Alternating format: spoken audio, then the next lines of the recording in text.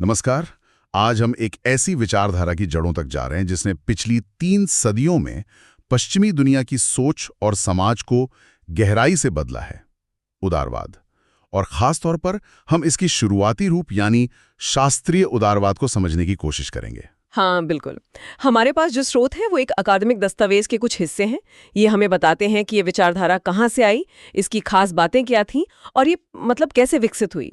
हमारा मकसद है इस दस्तावेज के आधार पर यह समझना कि शास्त्रीय उदारवाद असल में था क्या, इसके पीछे के मुख्य तर्क क्या थे और वक्त के साथ इसे कैसे देखा गया है। और सोचने वाली बात यह है ना कि उदारवाद, जिसे आज हम अक्सर व्यक्तिगत आजादी से जोड़कर देखते हैं, उसकी शुरुआत तो एक बड़े विरोध के रूप में हुई थी। हाँ, बिल्कुल। ये राजशाही, चर्च और वो जो सामंत व्यवस्था थी ना, जमींदारी वाली, विशेषाधिकार वाली, सही, उनके खास अधिकारों के खिलाफ एक जबरदस्त आवाज थी। इसका केंद्रीय नारा ही था, हर तरह की मनमानी सत्ता से मुक्ति। यह असल में व्यक्ति को अपनी क्या कहते हैं काबिलियत निखारने की आजादी दिलाने की मांग थी। तो चलिए इसी मुक्ति की तलाश की कहानी में थोड़ा और गहरा उतरते हैं। जरूर। तो शुरुआत करते हैं उदारवाद को समझने से। स्रोत कहते हैं कि इसे किसी एक परिभाषा में बांधना बड़ा मुश्किल काम है। हाँ, ये बात सही है। लास्की और अल्ब्लास्टर जैसे विचारक कहते हैं कि ये कोई बंधे बंधाए नियमों का पुलिंदा नहीं है, बल्कि एक सोच है जो लगातार बदलती रही है। एक विचारधारा से ज्यादा ये सोचने का एक तरीका, एक हैबिट ऑफ माइंड है। मतलब कोई फिक्स्ड रूल बुक नहीं है। बिल्कुल नहीं। ये कोई स्थिर सिद्धांत नहीं, बल्कि आधुनिक युग में विचारों का एक खास ऐतिहासिक आंदोलन है जिसकी जड़ें पुनर्जागरण और सुधार आंदोलनों तक जाती हैं। इसके दिल में कुछ बुनियादी बातें हैं, जैसे साटोरी व्यक्तिगत स्वतंत्रता पर जोर देते हैं। अच्छा। हाँ, बुलक और शिलाक तर्क और आज़ादी को अहम मानते हैं। ग्राइम इसे चुनने की आज़ादी और एक ऐसे समाज से जोड़ते हैं जहाँ कई तरह के विचार रह सकें, मतलब बहुलवाद। और लास्की ने सहिष्णुता की बात की थी शायद। हाँ, लास्की सहिष्णुता यानी दूसरों के विचारों को बर्दाश्त करने की बात करते हैं और हीटर व्यक्ति के महत्व पर जोर देते हैं। बारबरा गुडविन ने भी इसके कुछ मुख्य तत्व बताए हैं जो शायद तस्वीर को और साफ करते हैं, जैसे कि इंसान को स्वतंत्र, तर्क करने वाला और अपने फैसले खुद लेने वाला माना गया। सही। और सरकार लोगों की सहमति और आपसी समझौते पर आधारित होनी चाहिए। संविधान और कानून का राज हो। हाँ, और अवसर की समानता, मतलब सबको आगे बढ़ने के बराबर मौके मिले। और न्याय योग्यता के आधार पर हो। और हाँ, सहनशीलता, वो तो बहुत जरूरी है। हैकर का नजरिया भी दिलचस्प है। वो कहते हैं कि राजनीति का असली मकसद है लोगों को आजादी से जीने देना, और राज्य का काम है कि वो जबरदस्ती ना करे, बल्कि ऐसी स्थितियां बनाए जहां लोग आजादी से जी सके। इसे हम 2 स्तरों पर देख सकते हैं।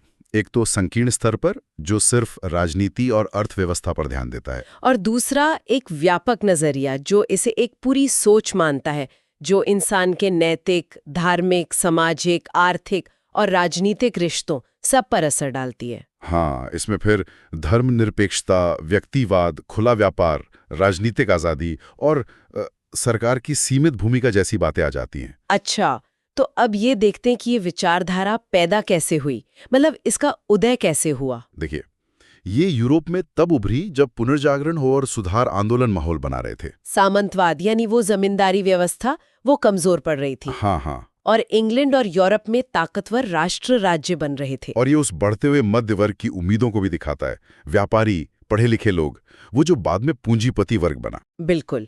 उनकी अपनी आर्थिक, सामाजिक और राजनीतिक ख्वाहिशें थीं। जैसा हमने शुरू में कहा भी, ये मूल रूप से एक विरोध की आवाज थी। किसके खिलाफ? ये उस समाज के खिलाफ थी जहां ऊंच नीच तय थी, जहां पद और अधिकार जन्म से मिलते थे और कुछ लोगों को खास अधिकार मिले हुए थे, खासकर राजशाही को।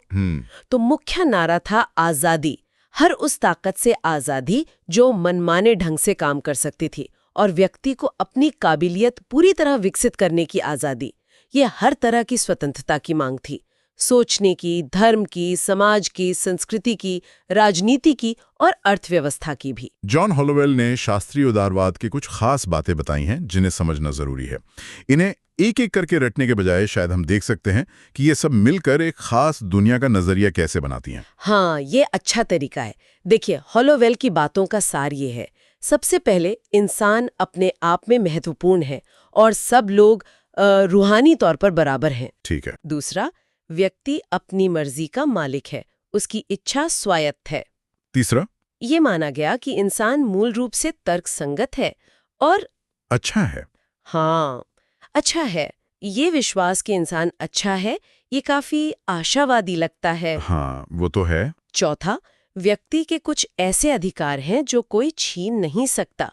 अहस्तांतरणीय अधिकार, जीवन, स्वतंत्रता और संपत्ति सबसे अहम है। और फिर राज्य का क्या रोल है इसमें, हॉलोवेल के मुताबिक? उनके अनुसार राज्य लोगों की आपसी सहमति से बनता है ताकि इन्हीं अधिकारों की रक्षा हो सके। मतलब राज्य और व्यक्ति के बीच एक तरह का समझौता, एक कॉन्ट्रैक्ट है। अच्छा, एक सोशल कॉन्ट्रैक्ट जैसा। हाँ, कुछ वैसा ही। और समाज को चलाने के लिए हुक्म चलाने से बेहतर कानून का शासन है। और जाहिर है हर क्षेत्र में व्यक्तिगत स्वतंत्रता होनी चाहिए। और इसी सोच से वो मशहूर कहावत निकली, सबसे कम शासन करने वाली सरकारी सबसे अच्छी है। बिल्कुल। साथ ही ये विश्वास कि सच तक इंसान अपने तर्क के जरिए पहुंच सकता है। ये विचार इंग्लैंड में सबसे ज्यादा फले फूले, खासकर औद्योगिक क्रांति के साथ।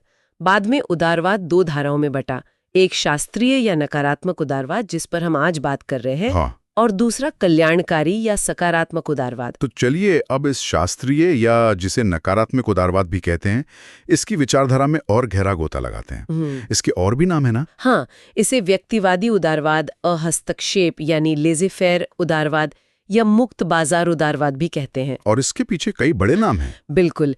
जैसे हॉब्स और लॉक ने तो नींव रखी, फिर एडम स्मिथ ने आर्थिक विचार दिए, माल्थस और रिकार्डो ने उन्हें आगे बढ़ाया, बेंथम और जेम्स मिल उपयोगितावाद लेकर आए, जे.एस. मिल ने स्वतंत्रता पर खासतौर से लिखा, और हर्बर्ट स्पेंसर जैसे विचारकों ने इसे और विकसित किया। तो इन सब ने मिलकर इस सोच को गढ़ा है, कह सकते हैं। इस विचारधारा ने व्यक्ति को कैसे देखा? ये मध्य युग की सोच से बिल्कुल अलग था, जहां हर इंसान का समाज में एक तयशुदा स्थान होता था, एक फिक्स स्टेशन। हाँ, वो बिल्कुल अलग था। शास्त्रीय उदारवाद ने एक नए इंसान की कल्पना की जो स्वायत्त है, ऑटोनोमस है, किसी का गुलाम नहीं, एक मास्टरलेस मैन। अच्छा। हाँ, माना गया कि व्यक्ति शायद स्वार्थी है, अपने बारे में सोचता है, लेकिन वो तर्क से भी काम लेता है, रैशनल है। व्यक्ति की अपनी कीमत है और सब आध्यात्मिक रूप से बराबर है। और ये भी कि जितनी ज्यादा चुनने की आजादी होगी, उतना ही व्यक्तित्व निखरेगा। सही, इसलिए बाहरी रुकावटें कम से कम होनी चाहिए। और सबसे कह सकते हैं क्रांतिकारी बात, प्राकृतिक अधिकार, जीवन, स्वतंत्रता, संपत्ति। ये राज्य या समाज की देन नहीं है, ये तो व्यक्ति में ही मौजूद है, इनहेरेंट है। और स्वतंत्रता का मतलब क्या था इनके लिए? यहाँ नकारात्मक स्वतंत्रता का विचार अहम है ना? हाँ, बिल्कुल। इसका सीधा मतलब है रुकावटों का न होना, एब्सेंस ऑफ रिस्ट्रेंट। हॉब्स ने इसे कानूनों की चुप्पी कहा, मतलब जहां कानून कुछ नहीं कहता वहां आप आजाद हैं। दिलचस्प। बाद में बर्लिन और फ्रीडमैन जैसे विचारकों ने इसे जबरदस्ती का अभाव, एब्सेंस ऑफ कोवर्जन कहा, मतलब कोई आपको कुछ करने पर मजबूर न करे। तो ये आजादी समाज और राज्य दोनों के दखल से आजादी थी, लिबर्टी फ्रॉम। हाँ, मूल विचार यही था कि व्यक्ति खुद बेहतर जानता है कि उसके लिए क्या अच्छा है और उसे बाहरी दबावों से मुक्त होना चाहिए, राज्य या समाज को कम से कम दखल देना चाहिए। दिलचस्प। और समाज को लेकर क्या सोच थी? क्या उसे एक स्वाभाविक चीज माना गया है, जैसे परिवार होता है? नहीं, बिल्कुल नहीं। शास्त्रीय उदारवाद समाज को प्राकृतिक नहीं बल्कि इंसानों द्वारा बनाई गई एक कृत्रिम चीज मानता था, आर्टिफिशियल। समाज को बस अलग अलग स्वायत्त व्यक्तियों का जोड़, एक एग्रीगेट समझा गया, जैसे बहुत सारे परमाणु मिलकर कोई चीज बनाते हैं। एटम जैसे।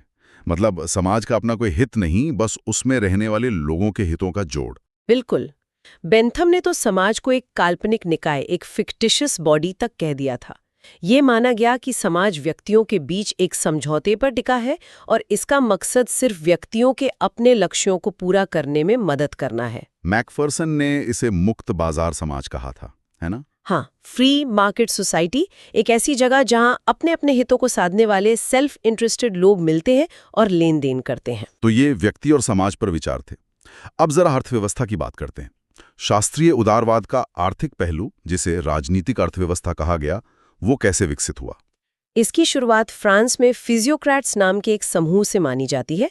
वो प्रकृति के शासन में यकीन रखते थे। उनका मानना था कि अर्थव्यवस्था को अपने हाल पर छोड़ देना चाहिए। वही मशहूर फ्रेज लेजे फेर लेसले। हाँ, करने दो जाने दो। सही। उनके लिए संपत्ति का अधिकार और आजादी ये अविभाज्य थे, अलग नहीं किए जा सकते थे। सरकार का काम बस प्राकृतिक अधिकारों की रक्षा करना था, अर्थव्यवस्था में दखल देना नहीं। और फिर आए एडम स्मिथ, जिनकी किताब वेल्थ ऑफ नेशंस एक मील का पत्थर मानी जाती है। उनका विचार तो ये था कि अगर हर व्यक्ति सिर्फ अपना फायदा देखे, मतलब सेल्फ इंटरेस्ट, तो किसी रहस्यमयी प्रक्रिया से अपने आप ही पूरे समाज का भला हो जाता है। ये थोड़ा अजीब नहीं लगता सुनने में? हाँ, ये अदृश्य हाथ यानी इनविजिबल हैंड का विचार आज भी काफी बहस का विषय है। लेकिन स्मिथ का तर्क था कि बाजार खुद ही मांग और पूर्ति को संतुलित कर लेगा। इसलिए उन्होंने कहा कि सरकार को कम से कम दखल देना चाहिए, बस देश की रक्षा करे, न्याय व्यवस्था संभाले और कुछ ऐसे सार्वजनिक काम करे जो कोई निजी व्यक्ति मुनाफे के लिए नहीं करेगा। जैसे सड़कें या पुल बनाना। हाँ बिल्कुल। तो मुख्य सिद्धांत क्या बने? खुला व्यापार, अपनी मर्जी से अनुबंध करने की आजादी, कंपटीशन, मुक्त अर्थव्यवस्था, मुक्त बाजार और निजी संपत्ति का प्राकृतिक अधिकार। स्मिथ तो यहाँ तक मानते थे कि सरकारें व्यापार चलाने लायक ही नहीं होती। उन्होंने लिखा भी है कि एक व्यापारी और एक शासक के गुण एक साथ मिलना मुश्किल है। हाँ, और बेंथम ने भी आर्थिक मामलों में सरकारी दखल का विरोध किया। लास्की इसे सीधे सीधे पूंजीवाद के उदय से जोड़ते हैं। वो कहते हैं कि ये विचारधारा असल में जो उत्पादन के साधनों के मालिक थे, फैक्ट्री, जमीन वगैरह, उनको हर तरह के नियमों से आजाद करने का एक तरीका थी, ताकि वो ज्यादा से ज्यादा मुनाफा कमा सकें। संक्षेप में ये बढ़ते हुए पूंजीवाद का आर्थिक दर्शन था। तो अर्थव्यवस्था में कम से कम दखल। अब आते हैं राजनीति पर। राज्य यानी सरकार के बारे में शास्त्रीय उदारवाद क्या सोचता था? यहाँ वो समझौता सिद्धांत या कॉन्ट्रैक्ट थ्योरी बहुत अहम था। मतलब राज्य को ईश्वर ने नहीं बनाया, बल्कि इंसानों ने खुद बनाया है। ये प्राकृतिक नहीं, कृत्रिम है, आर्टिफिशियल है, और ये लोगों की सहमति पर टिका है। सहमति यानी कंसेंट, ये इतनी जरूरी क्यों मानी गई? क्योंकि सहमति ही वो जरिया थी जिससे लोगों के अधिकारों की रक्षा हो सकती थी और शासक मनमानी नहीं कर सकते थे। माना गया कि राज्य की ताकत अपने आप में व्यक्ति की आजादी पर एक रोक है, एक बाधा है। अच्छा। इसलिए ये ताकत तभी जायज है जब लोग खुद इसकी इजाजत दें। और इसी सोच से राज्य को एक जरूरी बुराई कहा गया, नेसेसरी इविल। हाँ बिल्कुल, जरूरी, क्योंकि समाज में कानून व्यवस्था और सुरक्षा बनाए रखने के लिए इसकी जरूरत है। लेकिन बुराई, क्योंकि ये इंसान की आजादी को सीमित करता है। इसलिए राज्य के काम बहुत सीमित होने चाहिए। वही बात, सबसे कम शासन करने वाली सरकार सबसे अच्छी। जॉन लॉक इस विचार के सबसे बड़े पैरोकार थे, है ना? उन्होंने कहा कि जीवन, स्वतंत्रता और संपत्ति के प्राकृतिक अधिकार राज्य बनने से पहले से मौजूद है। सही कहा। और सरकार लोगों की सहमति से बननी चाहिए और उसकी शक्तियां सीमित होनी चाहिए। बाद में मॉन्टेस्क्यू ने शक्तियों के बंटवारे का सिद्धांत दिया, सेपरेशन ऑफ पावर्स। हाँ, ताकि सरकार की ताकत बंटी रहे। विधायिका, कार्यपालिका, न्यायपालिका में कोई एक हिस्सा बहुत ज्यादा ताकतवर न हो जाए। बिल्कुल। फिर बेंथम आए, जिन्होंने उपयोगितावाद यानी यूटिलिटेरियनिज्म का सिद्धांत दिया।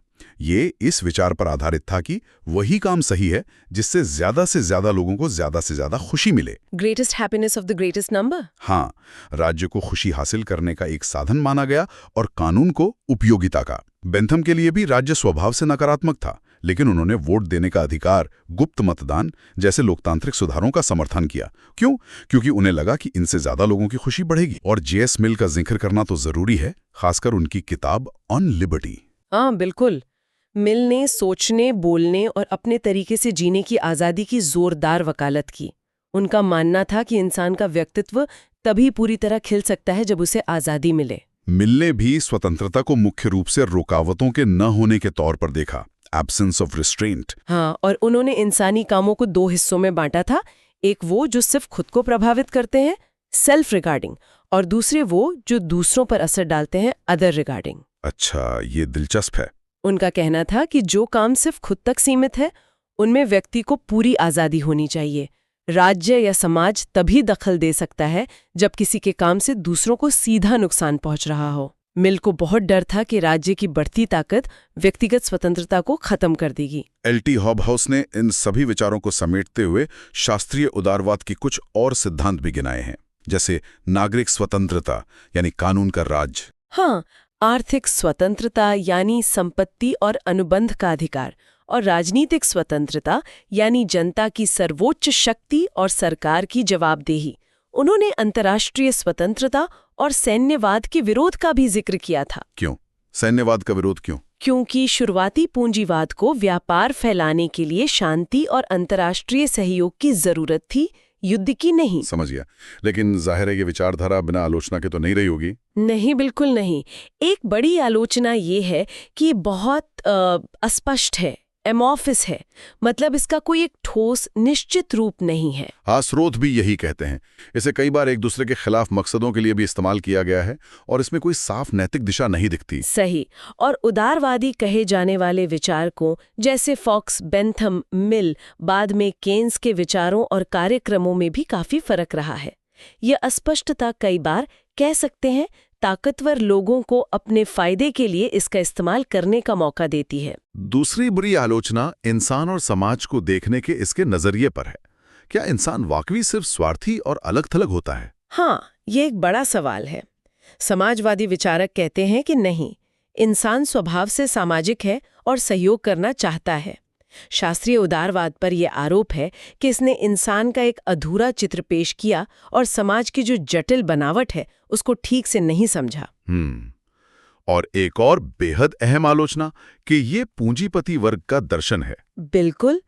कहा जाता है कि ये मुख्य रूप से शहरों में रहने वाले व्यापारियों और बाद में फैक्ट्री मालिकों, मतलब औद्योगिक पूंजीपतियों की विचारधारा थी। इसका असली मकसद पूंजीवादी आर्थिक रिश्तों को सही ठहराना और उन्हें बनाए रखना था। लास्की जैसे आलोचक कहते हैं कि इसने गरीबों की हालत और इस बात की अनदेखी की कि संपत्ति अपने आप में कितनी बड़ी ताकत होती है। हाँ, उन्होंने गरीबों को ऐसे देखा मानो वे अपनी ही नाकामी या गलतियों की वजह से गरीब हों। व्यवस्था की भूमिका को नजरअंदाज किया और राज्य को सिर्फ एक नकारात्मक या बुराई मानने की भी आलोचना हुई। सही। आलोचकों का कहना है कि इसने समाज की संस्थाओं और उनके ऐतिहासिक विकास पर ध्यान नहीं दिया। इसमें समाज की भलाई के लिए कुछ सकारात्मक करने का विचार वो गायब था। इसने सरकार की भूमिका को बहुत ज्यादा सीमित कर दिया, खासकर ऐसे समय में जब बड़े पैमाने पर लोगों की भलाई का सवाल उठ रहा था, जैसे औद्योगिक क्रांति के बाद की समस्याएं। और कार्ल मार्क्स ने तो इसकी धज्जियां उड़ा दी होंगी। हाँ, मार्क्स ने तर्क दिया कि पूरी व्यवस्था ही शोषण पर टिकी है, जहां पूंजीपति मजदूरों की मेहनत का अतिरिक्त मूल्य, सरप्लस वैल्यू हड़प लेते हैं।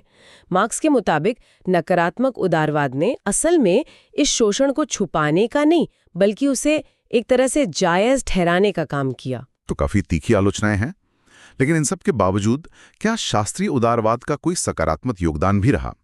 क्या कुछ अच्छा भी निकला इससे? निश्चित रूप से इसे पूरी तरह नकारना भी गलत होगा। इसने कई मानवतावादी और लोकतांत्रिक विचारों को जन्म दिया और फैलाया। स्वतंत्रता, समानता, भाईचारा, प्राकृतिक अधिकार, लोकतंत्र, व्यक्ति के विकास का महत्व, ये विचार आज भी हमारे लिए अहम है ना? हाँ, बिल्कुल। और इसने पुरानी दकियानूसी ताकतों के खिलाफ एक बड़ी लड़ाई लड़ी। राजशाही, चर्च की सत्ता, सामंतवाद। इसने औद्योगिक विकास, खुले समाज, उदार लोकतंत्र, व्यक्तिवाद और धर्म को राजनीति से अलग रखने यानी धर्मनिरपेक्षता को बढ़ावा दिया। इसने व्यक्ति को परंपराओं और राज्य के अत्यधिक नियंत्रण से आजाद करने में भूमिका निभाई। इसने ये सोच स्थापित की कि राजनीतिक शक्ति का आधार लोगों का भरोसा होना चाहिए, ना कि जन्म या ईश्वर की मर्जी।